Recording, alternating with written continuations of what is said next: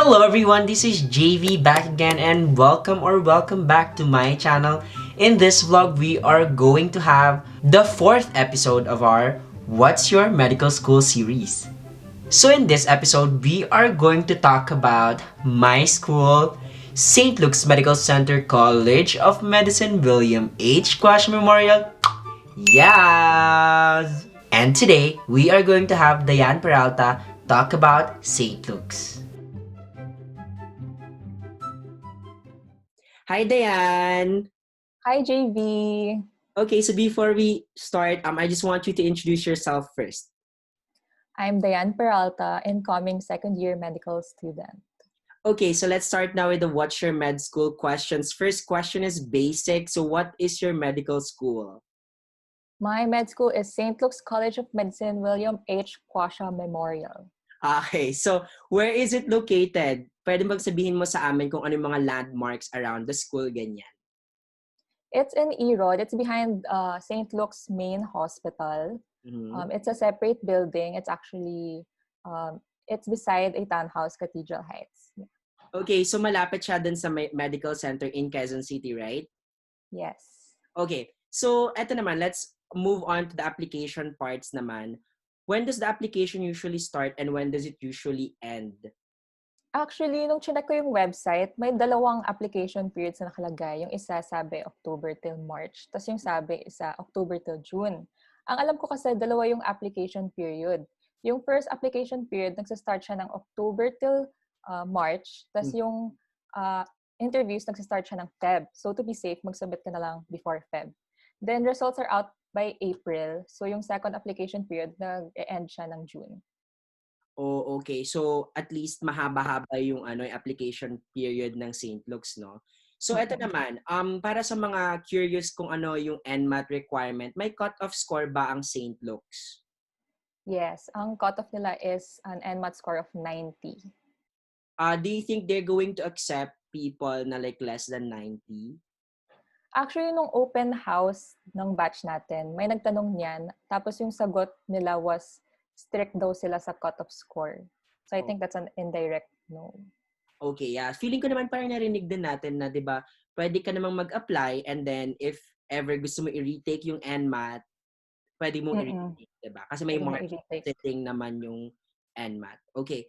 So ito naman, aside from the usual requirements, like for example, yung mga TOR, yung NMAT nga as we talked about, may mga iba pa bang special like requirements ang St. Luke's College of Med?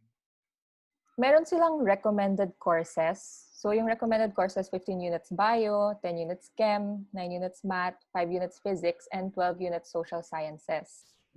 Nakalagay sa site nila na they accept any BS or BA course provided the recommended subjects are taken. Pero nung open house kasi, may nagtanong about it. Kasi nga naman recommended yung term and not required. Tapos sabi ni Doc Malaya, yung Associate Dean of Student Affairs natin, yung recommended list is not required, but they take it into account when they choose the entry scholar. So I think that's an important thing to know.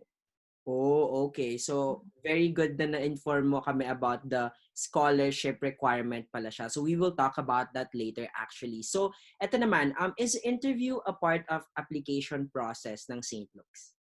Yes. Okay, so can you tell us naman kung paano yung interview experience mo, ganyan, or like konting tips din para sa mga gustong mag-apply sa St. Luke's? It's actually very chill. Usually yung iba 5 minutes nga. Mine was like 10 minutes. Tapos the longest I heard was like 15. It's like a kwentuhan lang about yourself, more on why med school, tsaka yung mga extracurriculars mo. Oh, so like very chill lang siya unlike yung other schools na naririnig natin na very structured. Very chill lang siya. Okay, so ito naman. Ito siguro yung isa sa mga most frequently asked questions kapag magme-med ka talaga. Magkano daw yung tuition fee range ng St. Luke's? It varies per year level like other schools. It's around 140,000 per sem to 155,000 per sem. Tapos yung internship nasa 40,000. Oh, okay. So, around 300,000 safe to say per year, no? Per year. Okay, so eto naman. Are there scholarships available para sa mga gustong mag-avail? Yes, we have entry scholars, financial aid, and foundation scholar.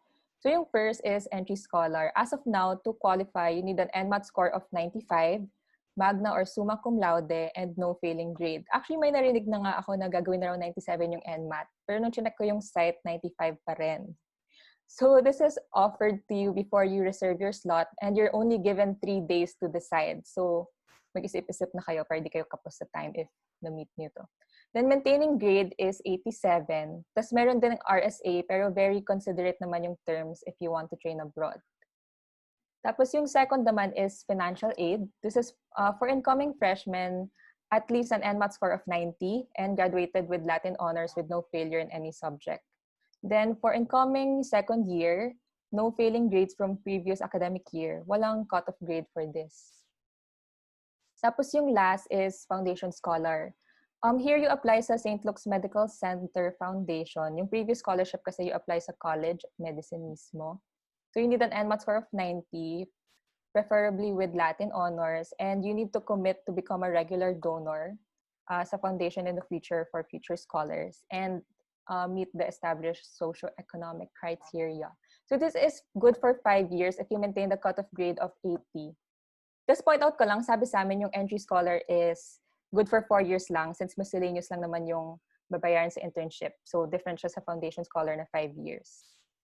Oh, okay. So, buti na lang may mga options din yung mga like may kapos sa pera, ganyan. So at least they're very generous naman sa scholarship. So ito naman, how long is the program? Na-mention mo siya kanina, pero for the sake of answering the question, how long is the program sa St. Luke's?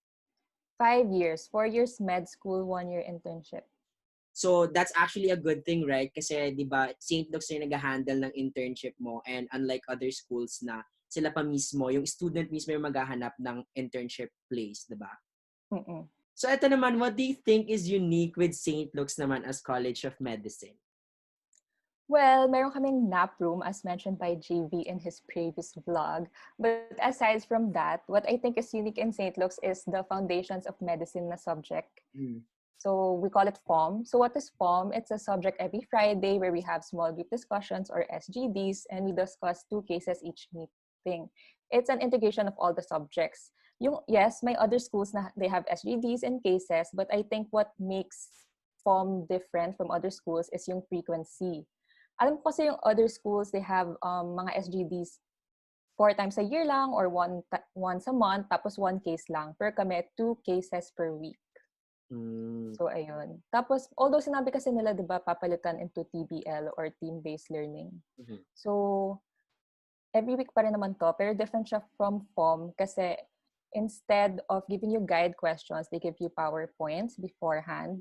Tapos, it's by class na, di ba? The whole class.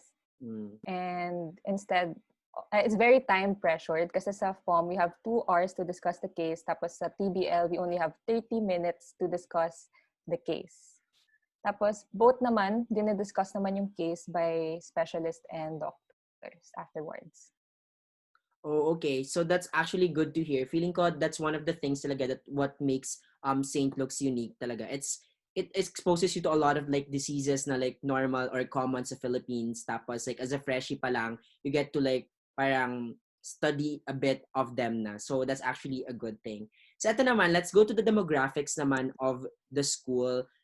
Ilan usually yung people per batch or ilan usually yung students per batch sa St. Luke's?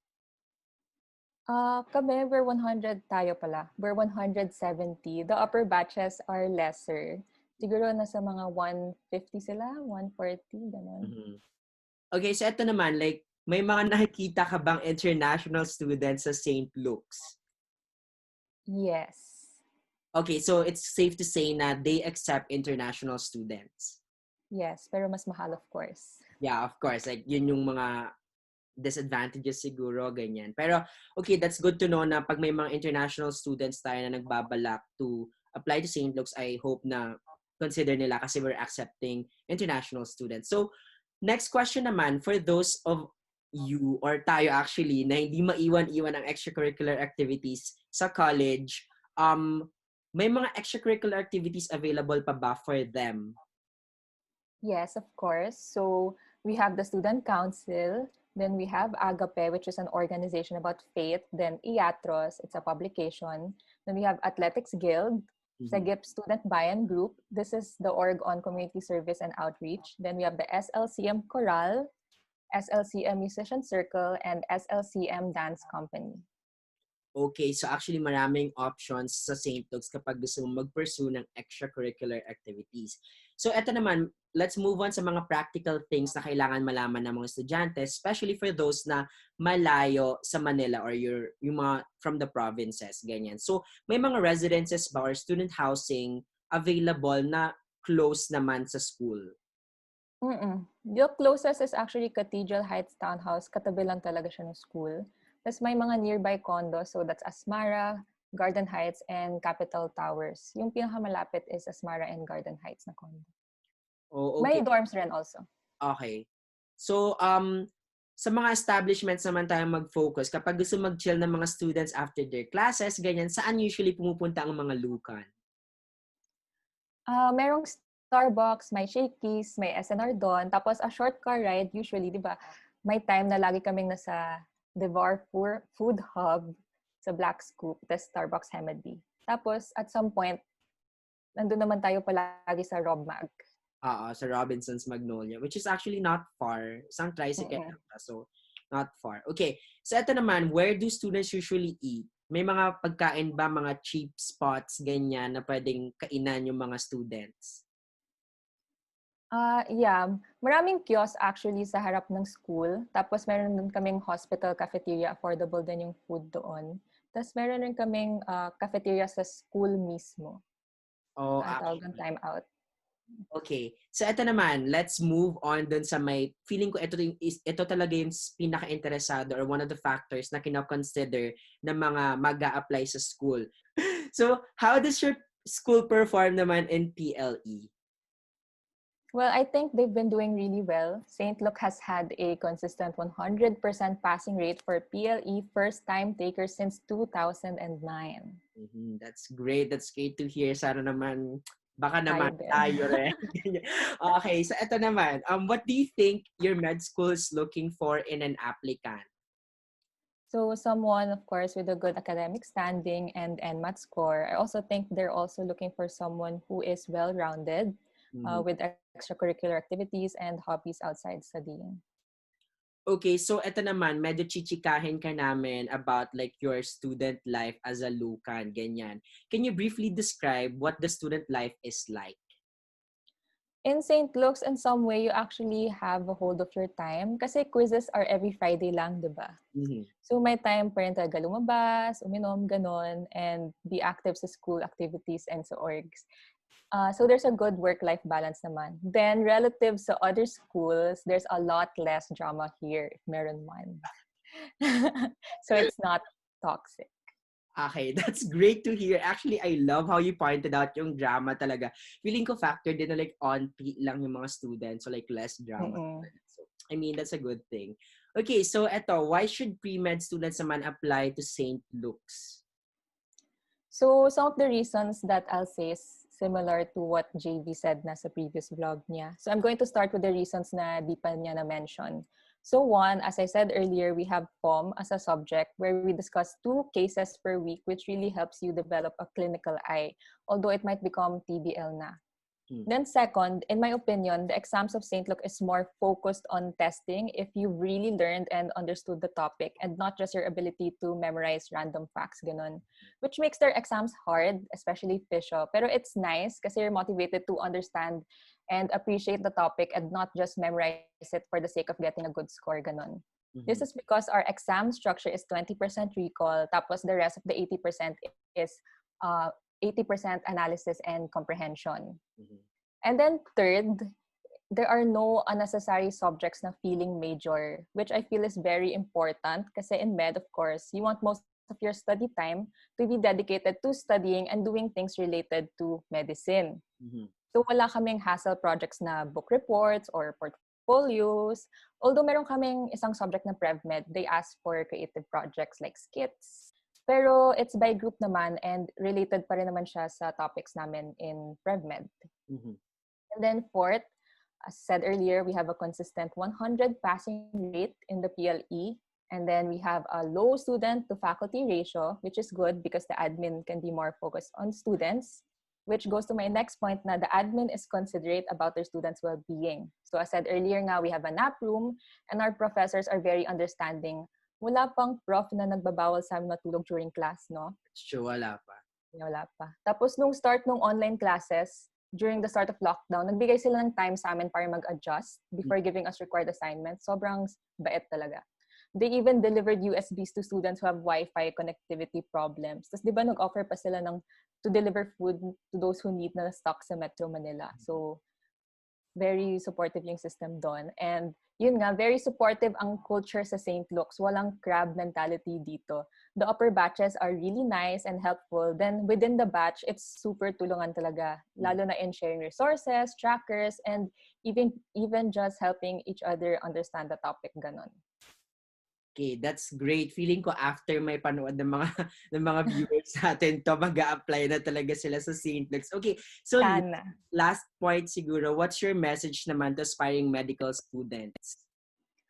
Well, honestly, walang perfect med school. So just keep in mind the things that are important to you when you decide what med school you want to go to. And at the start of med, it's going to be really hard in a lot of ways, maybe academically and even socially. And it's hard to see, but you'll realize now we really adjust at our own pace. And at some point, things are going to get better. For me, it took me actually months talaga to adjust in med. Pero yung iba parang adjusted agad. So it's really not going to help you to compare yourself to others. So ayun lang and good luck. Okay, so thank you, Diane, for sharing your time with us tonight to answer St. Luke's related questions. And I'm pretty sure marami talagang napulot yung mga viewers natin na facts or like information about St. Luke's. Thank you then, JV, for giving me the opportunity to share about St. Luke's and sana mag-apply kayo sa St. Luke's.